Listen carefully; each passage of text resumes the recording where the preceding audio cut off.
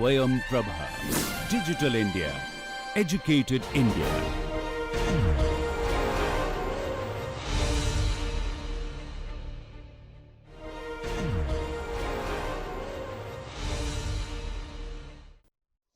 Hello students, welcome back to the discussion of principles and chemical applications of thermodynamics, and today we are going to talk about chemical potential of real systems, and in this connection I am going to introduce to you the concept of activity as an effective concentration in real systems.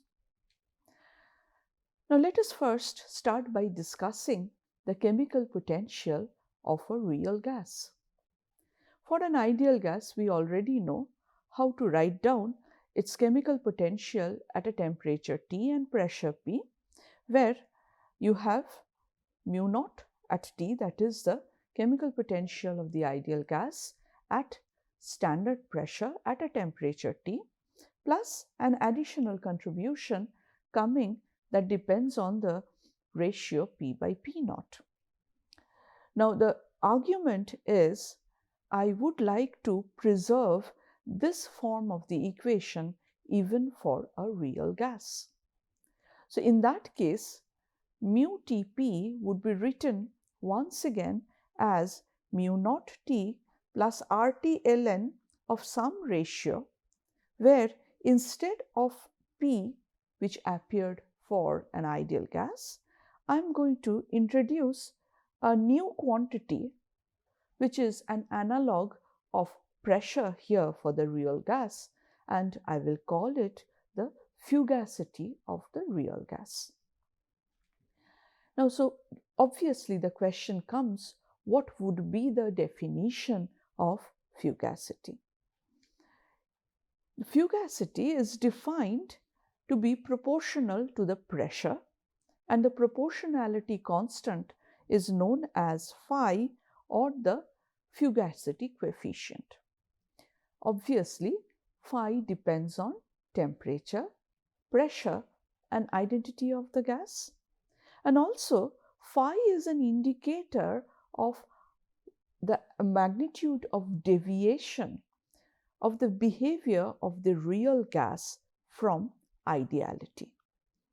So, as you understand, then with this introduction of the concept of fugacity, I can very easily compare these two equations and write down that mu of the real gas at a given temperature and pressure, that would be nothing but mu naught of T plus RT ln phi P by P naught. Now, this gives me that the chemical potential of the real gas is equal to the chemical potential of the ideal gas under identical conditions of temperature and pressure, plus a term which indicates what would be the contribution to chemical potential because of the existence of deviation from ideality. Now, if I look at the plot of chemical potential as a function of pressure, I understand that this, for an ideal gas, the mu is dependent on ln P. Therefore, this is what is shown as this logarithmic curve that is given here, which is for the ideal gas. And as you understand, at P goes to 0, this curve goes to minus infinity. Now, when you look at this expression, you understand that for a real gas, in addition to the logarithmic variation of the ideal gas part, there will be an additional part which is given by RT ln phi. And so, depending on the value of phi for a real gas, the chemical potential will either show positive or negative deviation. And here we have plotted in this curve what happens to the chemical potential of the real gas as a function of pressure at a given temperature. Now let us try and understand the different regions of pressure at which the chemical potential is undergoing a deviation from the ideal gas behavior. So first, let us consider the limit of negligible interaction where the pressure is very low, and we are somewhere in this region where you see that the ideal gas and the real gas will have nearly superimposable values of chemical potential. And here I must be having phi limiting to 1, as a result of which the fugacity is approximately equal to pressure.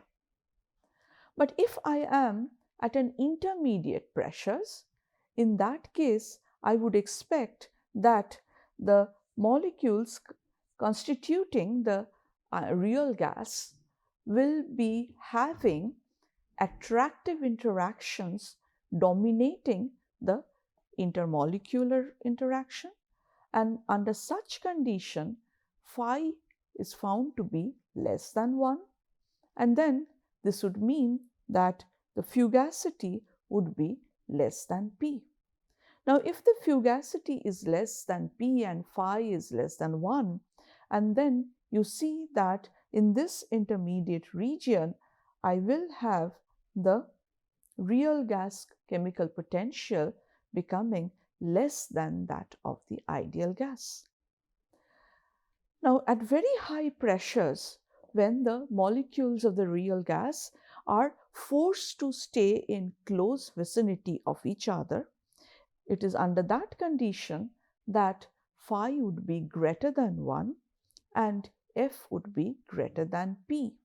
And this is this region that we have shown in the picture. Now that we have introduced the concept of fugacity, for practical applications, I would need to determine the fugacity of a real gas to be able to use this expression effectively. In order to do so, let us take up a very simple exercise whereby we understand that for any gas, ideal or real, I can write down the d mu of this gas is equal to minus Sm dt plus Vm dp. Therefore, under isothermal conditions, I should be able to write this expression where dt being equal to 0, I have removed this expression, and now I am integrating from an initial value of pressure P prime to a final value of pressure P, whereby the value of mu goes from this value to this value. Now this basically tells me that this integral that I have here will be equal to this difference in the chemical potentials as the pressure changes from P prime to P.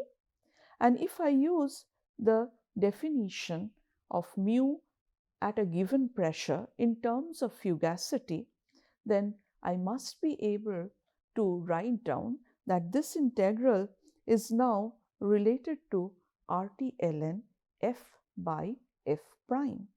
Here I am using the notation that when the gas is present at a pressure P prime, its fugacity is F prime, and when it is present at a pressure P, its fugacity is F. Now with this expression in mind, let me go ahead and think of how I will rewrite this expression for an ideal gas. For an ideal gas, the molar volume of the ideal gas is Vm ideal. So if I integrate Vm ideal dP from pressure P prime to P, what I should be getting is RT ln P prime by P. And this is because for an ideal gas, the fugacity is equal to its pressure.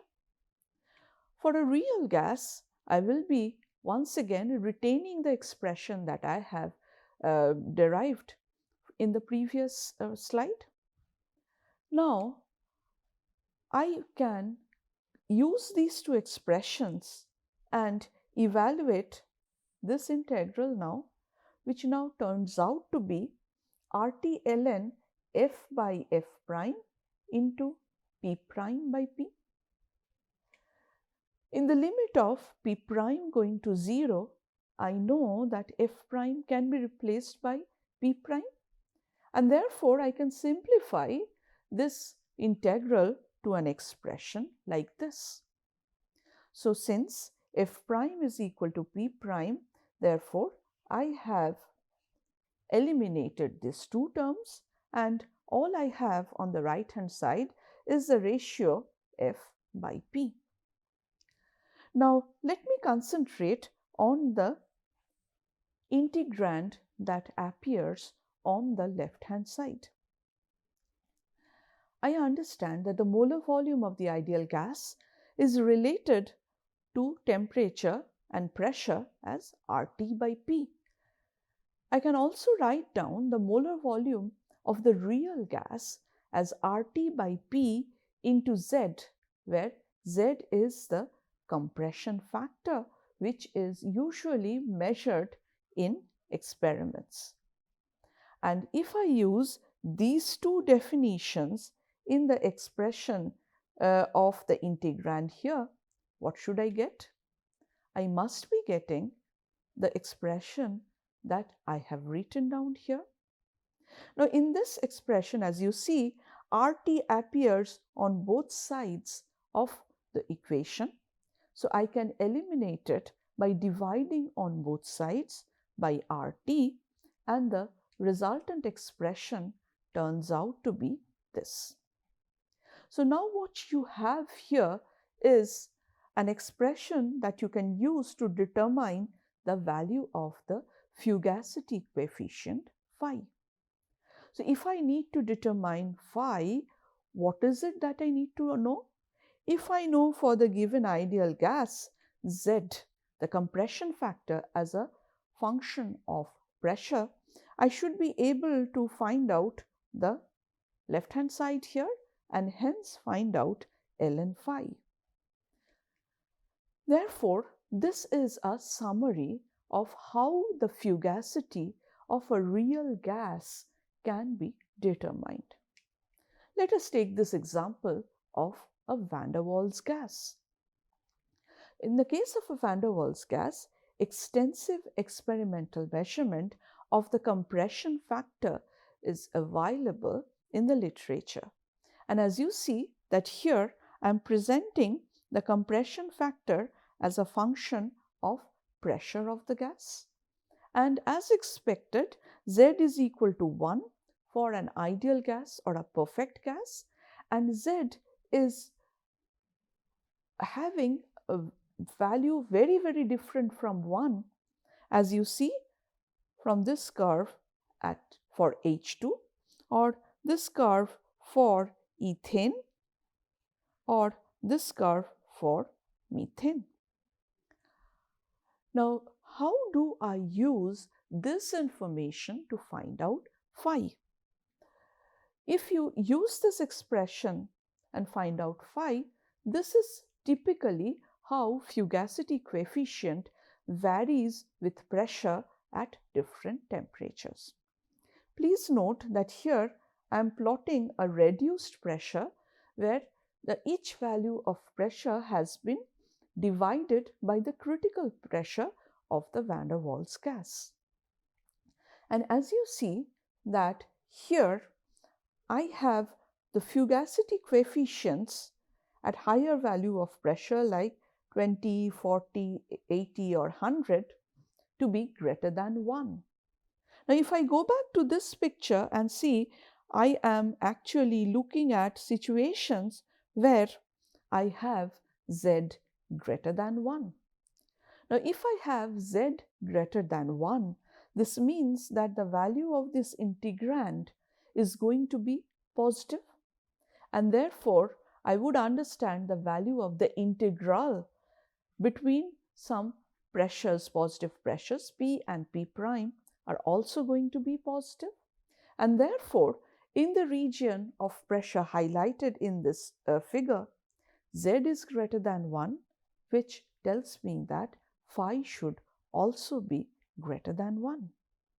Now, if I look into this region, I zoom into this region where Z is less than 1 for some intermediate values of pressure, then the corresponding plot of fugacity coefficient would look something like this. Now, if Z is less than 1 for a certain range of pressure, then I understand that this integrand for some range of pressure can be negative. And if that is so, then L and phi can be less than 1, can be less than 0, and phi would be less than 1.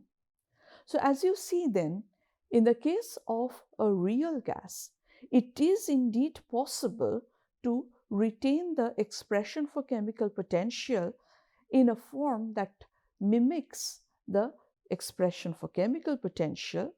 And with this, we have introduced the concept of a fugacity. And the fugacity of the real gas is nothing but phi into the pressure of the gas, and phi is a quantity which shows the deviation from ideality, and it can be determined from experimental observations. Now, with this idea in our mind, let me then introduce the concept of activity in relation to writing down chemical potential of a real system. And here is how we define the activity.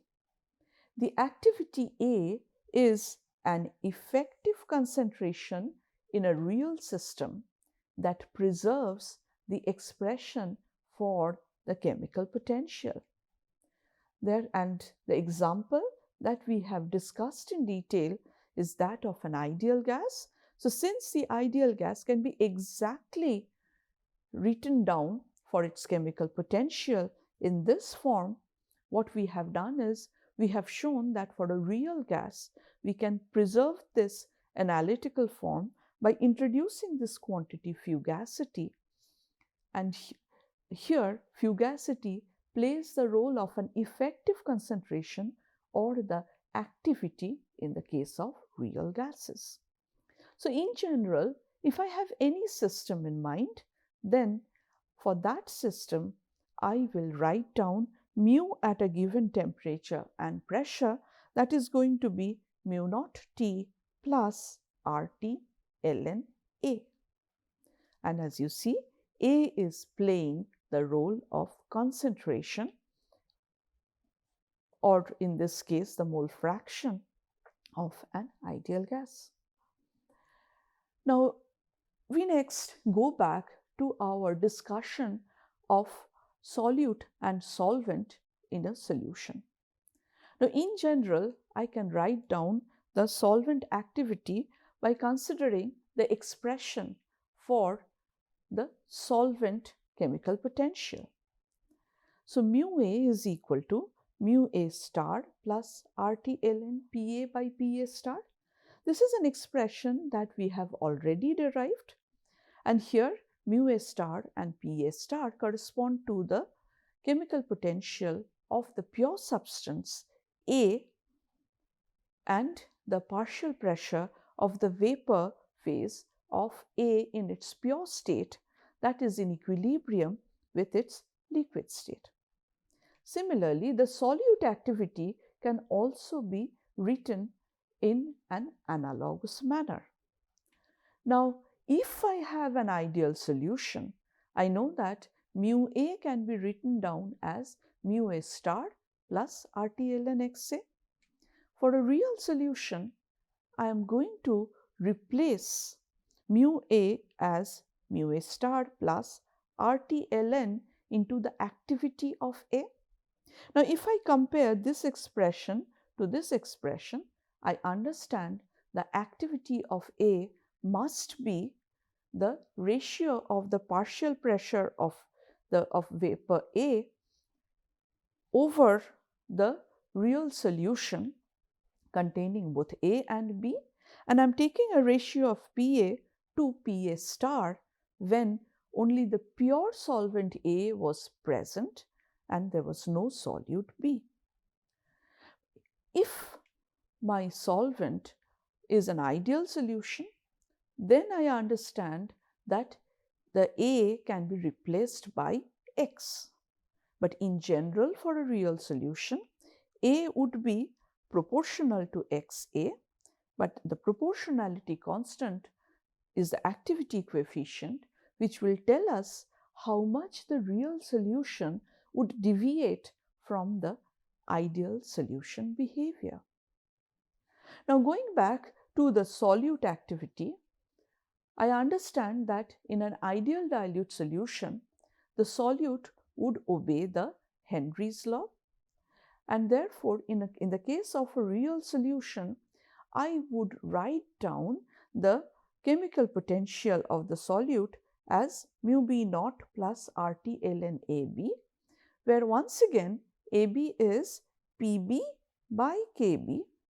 So this is the situation where I have the partial pressure exerted by the solute in the vapor phase when it is in contact with the real solution A plus B.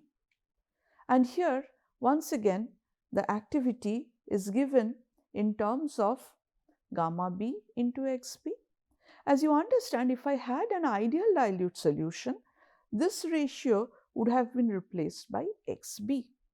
But in a real solution, this XB will have a prefactor showing the deviation from the ideal behavior, and here the gamma B represents the activity coefficient for the solute. Now let me take an example of how to calculate the activity of a solvent. So I am considering this solution of chloroform in acetone at 25 degrees centigrade. And I also have the information with me that when chloroform is present in a pure state, then the vapor pressure in its pure phase is 36.4 kilopascal at 25 degrees centigrade. Now, at this temperature, we have measured the partial pressure of chloroform in the vapor phase to be 4.7 kilopascal when the mole fraction of chloroform in the solution is 0.2. Now, if in this case I have chloroform as the solvent, in that case, what is going to be the activity of chloroform? The activity of chloroform is going to be the ratio of the measured partial pressure of chloroform divided by the partial pressure of chloroform in its pure phase. So I'm going to replace by Pc the measured value over here, and I'm going to replace Pc star by the value given here, and if you calculate this ratio, that turns out to be 0.13. Now, can I find out the activity coefficient? The answer is yes. If I know the activity and if I know the mole fraction, then the ratio of the activity and the mole fraction gives me the gamma C.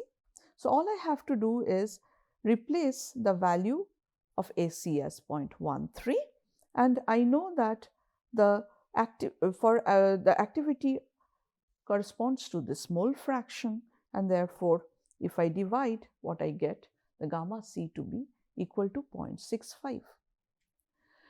Now let us consider the other end where I have chloroform used as a solute. And in this case, I understand the Henry's law constant for chloroform is given to be 22 kilopascal. So under such condition, the activity of chloroform would be the value of the partial pressure in contact with the solution divided by its Henry's law constant. And therefore, this value, which is nothing but 4.7 divided by 22, turns out to be 0.21. And I can very easily find out the activity coefficient here to be equal to 1.05. Now, we can further generalize these concepts to discuss activities of ions in solution, where unlike the simple cases that we have been discussing, we will have charges on the solute, and for an electrically neutral solution, we can have cations and anions, for which the molar Gibbs free energy for the ideal solution can be written like this. Therefore, in a real solution, I understand that the molar Gibbs free energy, which would be a summation of the chemical potentials of the cation and the anion, it will have contributions from the ideal part plus a contribution coming from the deviation in ideality of the individual cation and anion. Now, in interpreting these quantities, one actually finds it convenient to introduce a mean activity coefficient, which is nothing but a geometric mean of the activity coefficients of the cation and the anion respectively. And with this, the chemical potential of the cation M plus turns out to be its value in the ideal solution plus the contribution of the cation in a real situation. And here is the expression for the chemical potential of the anion, which once again preserves the form that in a real system, the chemical potential is going to be the ideal contribution plus a contribution coming from the deviation in ideality. And of course, application of the mean activity coefficient requires that these mean activity coefficients should be measurable for a given ionic solution, and the Debye-Huckel limiting law tells you how to find out the mean activity coefficient at very low concentration of this electrolyte solution in terms of the known coefficient A, whose value is given for an aqueous solution at a given temperature, and also in terms of what is known as an ionic strength.